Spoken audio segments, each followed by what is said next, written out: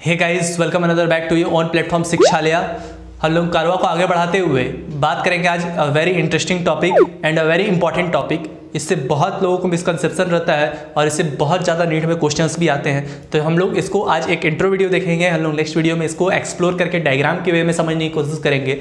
आज मैं आपको बाय द थ्योरी मीडियम आप लोगों को समझाने की कोशिश करूंगा कि चीज़ें कैसी होती है, कैसे रन करती हैं। And we are gonna discuss about the menstrual cycle और the ovarian cycle which are perform in a human male और human female body. Menstrual cycle is also known as ovarian cycle, आप लोगों को पता है। अब यहाँ पे देखो, यहाँ पे मेंस्ट्रुअल साइकिल का मैंने कुछ चीज़ें लिख कर रखी है कि मेंस्ट्रुअल साइकिल में होता क्या है। एक्चुअली ये रिप्रोडक्शन सिस्टम में कुछ चेंजेस जो होते हैं उसको शो करने के लिए एक साइकिल के फॉर्म में शो होता है, इसलिए इसको साइकिल के फॉर्म में देखा जाता है। और बेसिकली ये जो साइकिल होता है, the cycle prepare female for fertilisation and pregnancy. ये जो साइकिल होती है ये फीमेल को pregnant fertilisation process take place करने के लिए, सारी चीज़ों को कंज्यूम करने के लिए एक तरीके से फीमेल बॉडी को तैयार करती है और उसको शो ऑफ करती है कि किस तरीके से प्रेगनेंसी की प्रोसेस कम बैक्स होगी और टेक्स प्लेस होगी। ठीक है।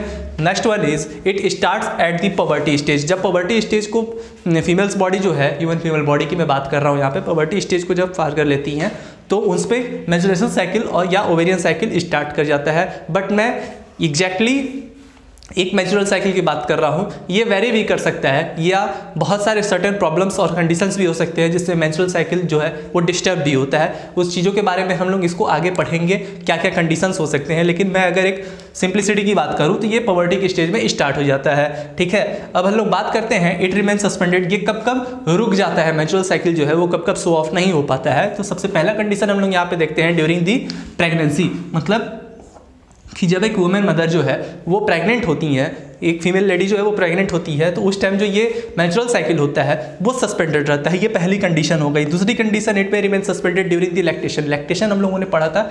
लैक्टेशन का मतलब होता है मेमोरी ग्लैंड से मिल्क फॉर्मेशन होना। ठीक है। तो लैक्टेशन का मतलब होता है सिंपली मिल्क फॉर्मेशन होना। तो जब आफ्टर द प्रेगनेंसी एक लैक्टेशन पीरियड होती है, जब मेमोरी ग्लैंड से मिल्क का फॉर्मेशन होता है फॉर द बेबी बर्थ, उस टाइम भी जो है इट में रिमेन सस्पेंडेड। बट ये प्रॉबेबली नहीं है कि ये मतलब हो ही जाए। ठीक है।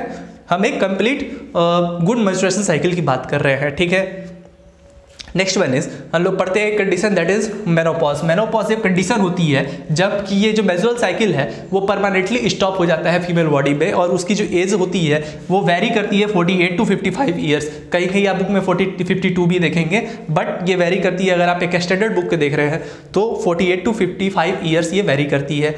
ठीक है। अब हम लोग यहाँ पे ये जानने की कोशिश करेंगे कि ये हम लोगों ने मेनोपॉज पढ़ा, तो ये जो मेनोपॉज कंडीशन है एक टाइम पे आकर के जब किसी हार्मोन का, किसी चीज़ों का आकर के, जो एस्ट्रोजन बन रहा था, प्रोजेस्टेरॉन बन रहा था, वो अचानक से आकर के हार्मोन बंद हो जाता है बॉडी में बनना।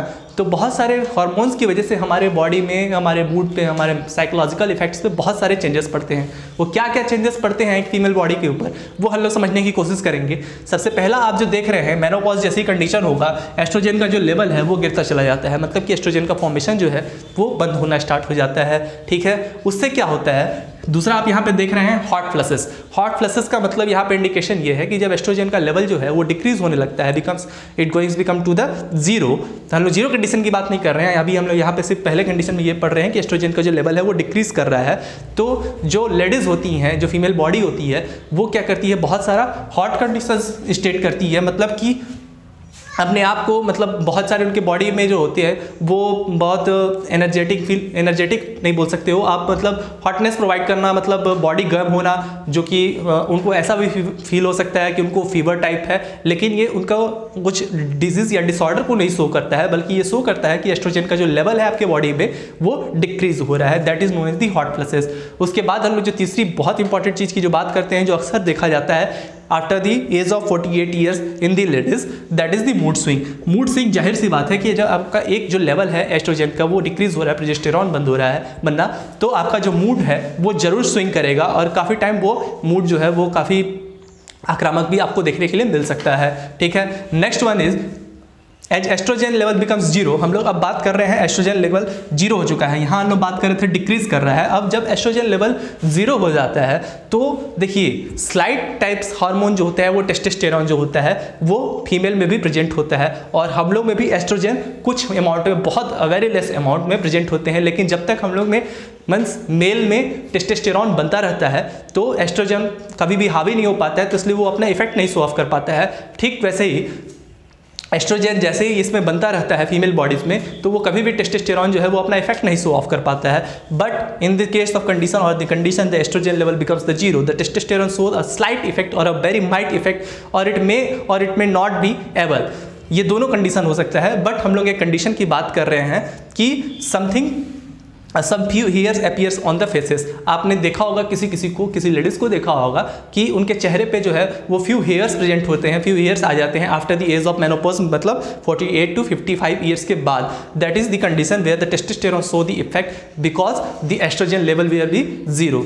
ये हम लोग बात कर लिए मेनोपॉज में क्या क्या कंडीशन हो सकते हैं। अब हम लोग बात करते हैं इस मेंस्ट्रुएशन साइकिल के आते हैं। मेंस्ट्रुएशन साइकिल जो है देखिए बेसिकली जो नाम पड़ा है ना मेंस्ट्रुएशन साइकिल जो है वो पहले के साइंटिस्टों ने देखा कि ये साइकिल जो है वो कितने महीने में कंप्लीट हो रही है। तो साइकिल जो है वो विद इन 28 डेज कंप्लीट हो रही थी। तो 28 डेज में कंप्लीट हो रही थी। तो एक मंथ जो है, एक मंथ को हम लोग बोलते हैं Mensa. Mensa is the representing for a 1 month. So from this Mensa this cycle will be get a name, that is the menstruation cycle.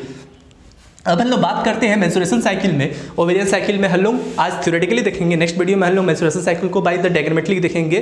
तो हम लोग बात करते हैं कि मेंस्ट्रुएशन साइकिल में क्या क्या फेजेस होते हैं। तो हम लोग बात करते हैं 4 फेजेस के बारे में। अब यहाँ पे आप देख पा रहे होंगे कि पहला फेज जो होता है वो मेंस्ट्रुएशन फेज होता है। मेंस्ट्रुएशन फेज में क्या होता है, ये सबसे पहले बात हम लोग ये जान लेते हैं कि कितने दिनों का होता है। ये 4 से 5 दिनों का होता है। 4 से 5 दिनों में मेंस्ट्रुएशन फेज में ये होता है कि आपने देखा होगा कि वेजाइनल ब्लीडिंग होती है। ठीक है, मतलब जो मेंस्ट्रुएशन फेज जैसे ही स्टार्ट होता है तो वहाँ से वेजाइनल, मैंने बताया था कि ग्राफियन फॉलिकल जो होता है अगर वो एग नहीं बन पाता है, मतलब कि सेकेंडरी ओसाइट जो होता है वो एग नहीं बन पाता है तो उसका रप्चर्ड हो जाता है। उसके रप्चर्ड होने की वजह से ही ये जो फेज होता है वो स्टार्ट होता है, वहीं से वो कंडीशन स्टार्ट होती है। तो ये जो मेंस्ट्रुएशन फेज है वहाँ से 4 से 5 दिन के लिए थ्रू दी वेजाइना वो सारे जो ऑर्गन्स होते हैं वो by the process of bleeding वो बाहर आते हैं। ठीक है, उसके बाद जो स्टेज होता है वो फॉलिकुलर फेज होता है। फॉलिकुलर फेज में क्या होता है, इसका फॉलिकुलर फेज का हम 3-4 नाम और देखेंगे, जैसे हम लोग डायग्रामेटिकली वे में पढ़ेंगे। एक नाम मैं और बता रहा हूँ, यहाँ पे पॉलिफेरेटिव फेज होता है। तो फॉलिकुलर फेज जो होता है विद इन 10 to 12 डेज होता है। आफ्टर दी 4 to 5 डेज में हम 4 to 5 डेज काउंट करने के बाद जो 10 to 12 डेज होगा वो क्या होगा, फॉलिकुलर फेज होगा। उसके बाद the next and a very important phase that is ovulation और ओव्यूलेटरी फेज। एक्चुअली ओव्यूलेशन कोई फेज नहीं होता है, इट बिकम्स अ मतलब फॉर्मेशन ऑफ ओव्यूलेशन और takes place of ovulation in the uterus. मतलब कि जो ओव्यूलेशन है मैंने पहले ही बताया था कि जब भी मेंस्ट्रुएशन साइकिल स्टार्ट होता है from the beginning, from the 0 day to the 14th day, it will be more chances to the fertilisation of the egg और द एग फॉर्मेशन। मतलब कि ये जो ओव्यूलेशन और जो ओव्यूलेटरी पीरियड होता है वो 14th डे में एक का जो फॉर्मेशन होता है from the menstrual phase to the ovulation phase, it will take a 14 days time. So it will be high availability to fertilise the egg. And the last and the fourth one is the luteal और the secretory phase. Luteal phase जो होता है वो progesterone hormone के कारण होता है। और हम लोग इसके बात करें तो अगर देखो यहाँ पे 14 दिन के बाद, अगर 14 दिन के बाद यहाँ पे ओव्यूलेशन हो चुका है, या हम लोग ये जो मेंस्ट्रुएशन फेज होता है वो काफ़ी वेरी करता है, हम लोग एग्जैक्टली नहीं बता सकते हैं कि ये 28 डेज में ही कंप्लीट होगा, प्लस और माइनस 2 to 3-4 डेज इक्वल्स होता है। ठीक है, तो यहाँ पे हम लोग एक एग्जैक्ट मेंस्ट्रुएशन फेज की बात कर रहे हैं। तो after the 14th day of the menstruation cycle will be start और नेक्स्ट 15th डे, मतलब कि जैसे ही ओव्यूलेशन हुआ, एक का फॉर्मेशन हो गया, तो ओव्यूलेशन के ठीक बाद जो होता है वो ल्यूटियल फेज स्टार्ट हो जाता है from the 15th day. From the 15th day it will be undergo to 28th day. यहाँ से ये 15 दिन से 28 दिनों के लिए ये ल्यूटियल फेज या फिर सेक्रेटरी फेज रहता है, और इसमें जो प्रोजेस्टेरॉन हार्मोन रहता है वो काफ़ी ज़्यादा एक्टिव रहता है। So this is the basic introduction of the menstruation और ovarian phase. In the next video we are going to explore this all in a brief. If you like the video please like, share and subscribe the channel. Thank you so much.